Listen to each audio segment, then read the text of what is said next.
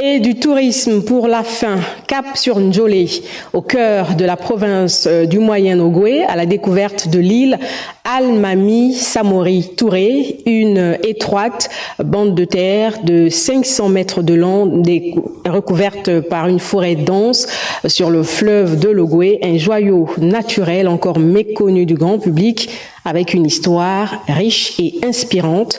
Rita Abogondong et Guy Serge Dizambou.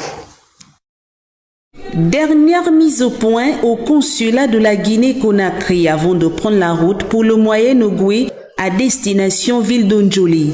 À la tête de cette mission, le délégué spécial de la ville éponyme, l'ONG Gabon Nouvelle Vision Touristique et les autorités consulaires.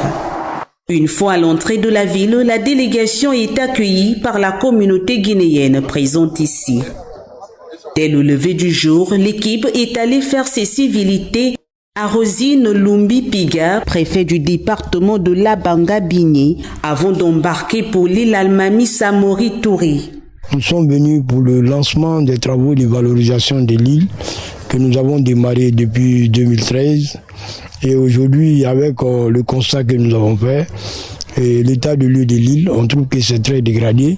Almami Samori Touré fut un guerrier guinéen qui a lutté contre la colonisation française et britannique en Afrique occidentale pendant près de 20 ans.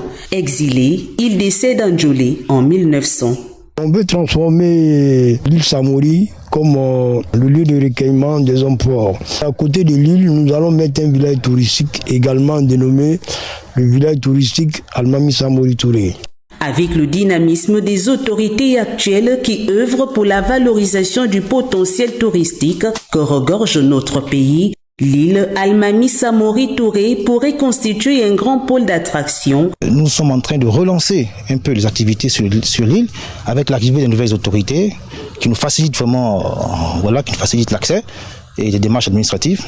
Nous sommes là à plein dans le projet. Si cet ambitieux projet voit le jour, ce sera sans nul doute bénéfique pour la ville d'Ndjolé, car sa situation géographique est un atout. Le tourisme apporte beaucoup de ressources aux collectivités locales. C'est le cas aujourd'hui, nous allons valoriser ce site et nous comptons sur l'apport de tout le monde pour réussir ce challenge. L'île Almami Samori Touré a été officiellement inaugurée en 2013 par Raymond Dosima, Premier ministre à cette époque. Ainsi va